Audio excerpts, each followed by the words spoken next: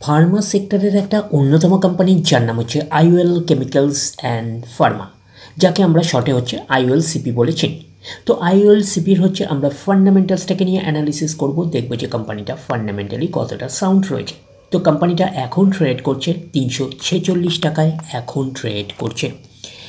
আমরা যদি চলে যাই কোম্পানিটার মার্কেট ক্যাপিটালাইজ, দেখি মার্কেট ক্যাপিটালাইজ কত রয়েছে। কোম্পানিটার মার্কেট ক্যাপিটালাইজ হচ্ছে অ্যাপ্রক্স বলতে পারেন 2000 কোটি টাকার মার্কেট ক্যাপিটালাইজ, অর্থাৎ এই কোম্পানিটাকে আমরা স্মল ক্যাপ টাইপের কোম্পানি হিসাবে কনসিডার করতেই পারি। তো কোম্পানিটার আমরা যদি আরওসি দেখি, return on capital employed 12.3%, আরওই return on equity আছে 8.68%, তাহলে আরওসি আর আরওই হচ্ছে একটা ওকে টাইপের রয়েছে, আমরা এইটুখানি বলতেই পারি। তো কোম্পানির পারফরমেন্সের উপরে কিন্তু ডিপেন্ড করে আরওসি আর আরওই, এইটুখানি মাথায় রাখবেন। এইবারে আমরা চলে যাচ্ছি কোম্পানিটার পিয়ার সেগমেন্টে। তো কোম্পানিটা হচ্ছে ফার্মা সেক্টরের একটা অন্যতম কোম্পানি।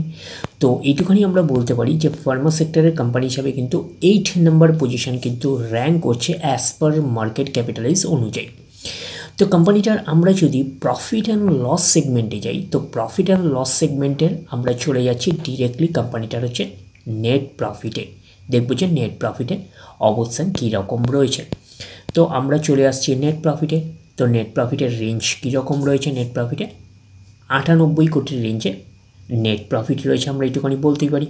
এবং কোম্পানিটার আমরা যদি ব্যালেন্স শিটে যাই, তো ব্যালেন্স শিটের হচ্ছে আমরা ডিরেক্টলি চলে যাব কোম্পানিটার হচ্ছে রিজার্ভ অ্যান্ড সারপ্লাসে। তো আমরা চলে আসলাম রিজার্ভ অ্যান্ড সারপ্লাসে। তো অবস্থান কত রয়েছে, 1600 কোটির রেঞ্জে হচ্ছে রিজার্ভ অ্যান্ড সারপ্লাস রয়েছে। তো স্মল ক্যাপ টাইপের কোম্পানি হিসাবে রিজার্ভটা ঠিকঠাকই আছে, আমরা এইটুখানি কনসিডার করতেই পারি। এবং কোম্পানিটার আমরা বোরিং সেগমেন্টে যদি যাই, তো আমরা চলে যাচ্ছি বোরিং সেগমেন্টের হচ্ছে লং টার্ম বোরিং। তো লং টার্ম বোরিংয়ে চলে আসলাম, লং টার্ম বোরিং হচ্ছে 0 রয়েছে, এটা কোম্পানির ক্ষেত্রে একটা পজিটিভ সাইন। তার মানে কোম্পানির এক্সট্রা কোনো বার্ডেন থাকছে না ইন্টারেস্ট পে করার ব্যাপারে। আর শর্ট টার্ম বোরিং আমরা কত পাচ্ছি, শর্ট টার্ম বোরিং হচ্ছে 128 কোটির রেঞ্জে। তো ন্যাচারাল ব্যাপার, আমরা জানি যে শর্ট টার্ম বোরিং হচ্ছে ফ্ল্যাকচুয়েটিং ম্যানারে থাকে, প্রতি বছর আপস অ্যান্ড ডাউনস করে। তো আমরা শর্ট টার্ম বোরিংয়ের থেকে বেশি যেটা গুরুত্ব দিই সেটা হচ্ছে লং টার্ম বোরিংকে। এইবারে আমরা চলে যাব কোম্পানিটার হচ্ছে ক্যাশ অ্যান্ড ক্যাশ ইকুইভ্যালেন্টে, দেখব যে ক্যাশ অ্যান্ড ক্যাশ ইকুইভ্যালেন্টের অবস্থান কীরকম রয়েছে। তো আমরা চলে আসলাম কোম্পানিটার ক্যাশ অ্যান্ড ক্যাশ ইকুইভ্যালেন্টে, 151 কোটির রেঞ্জে হচ্ছে ক্যাশ অ্যান্ড ক্যাশ ইকুইভ্যালেন্ট রয়েছে। তো ওভারঅল এই কোম্পানিটা একটা স্মল ক্যাপ টাইপের কোম্পানি। তো স্মল ক্যাপ টাইপের কোম্পানি হিসাবে কিন্তু ব্যালেন্স শিটটা ঠিকঠাকই রয়েছে, আমরা এটুকুনি বলতে পারি। তো ক্যাশটা 150 কোটির রেঞ্জে রয়েছে, আর লং টার্ম বোরিং 0 রয়েছে, একটা পজিটিভ সাইন। আর শর্ট টার্ম বোরিং ন্যাচারাল ব্যাপার হচ্ছে ফ্ল্যাকচুয়েটিং ম্যানারে থাকে, প্রতি বছর আপস অ্যান্ড ডাউনস করে। তো শর্ট টার্ম বোরিং হচ্ছে 128 কোটির রেঞ্জে। আর আমরা যদি বলি রিজার্ভ অ্যান্ড সারপ্লাসটা ঠিকঠাকই রয়েছে, এইটুকুনি বলতে পারি 1600 কোটির রেঞ্জে রয়েছে। তো আমরা এইবারে চলে যাচ্ছি কোম্পানিটার হচ্ছে শেয়ার হোল্ডিং প্যাটার্নে, দেখি কার কী অবস্থান রয়েছে। তো চলে আসলাম শেয়ার হোল্ডিং প্যাটার্নে। তো শেয়ার হোল্ডিং প্যাটার্নে আমরা পাচ্ছি প্রমোটার মিনস হচ্ছে কোম্পানির ওনার কত পার্সেন্ট স্টেক হোল্ড করে রয়েছে, 52.62% স্টেক হোল্ড করে রয়েছে। তো অ্যাজ পার সেবির রুলস অনুযায়ী কিন্তু প্রমোটার ম্যাক্সিমাম 75% পর্যন্ত স্টেক হোল্ড করে রাখতে পারে।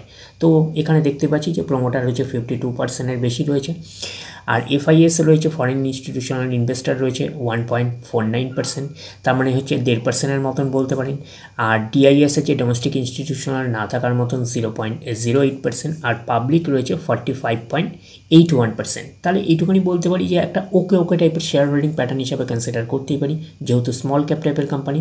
তো স্মল ক্যাপ টাইপের কোম্পানির ক্ষেত্রে কিন্তু 50%-এর বেশি স্টেক হোল্ড করে রয়েছে প্রমোটার, এটা একটা ঠিকঠাক সাইন বলতে পারি। এফআইএস 1.5%-এর মতন, আর ডিআইএস না থাকার মতন, আর পাবলিক 45%-এর বেশি। তো এফআইএস আর ডিআইএসের ইনভলভমেন্ট কম থাকে, যেহেতু কোম্পানিটা খুবই ছোট কোম্পানি, এটুকুনি মাথায় রাখবে। তো সেই হিসাবে শেয়ার হোল্ডিং প্যাটার্নটাকে আমরা ওকে টাইপের শেয়ার হোল্ডিং প্যাটার্ন হিসাবে কনসিডার করতেই পারি। তো কোম্পানিটার নাম বলাই হয়ে গেছে আইওএলসিপি।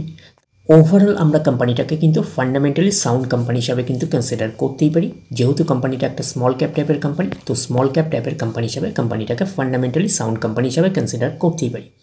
ডিরেক্টলি গিয়ে জাম্প করে বাই করবেন না, ফার্দার স্টাডি করবেন, আফটার দ্যাট হচ্ছে আপনারা ডিসাইড করবেন এই স্টকটা বাই করবেন কি করবেন না। তাহলে এই অবধি, নেক্সট ভিডিওতে আবার আপনার সাথে আমার দেখা হচ্ছে। ধন্যবাদ।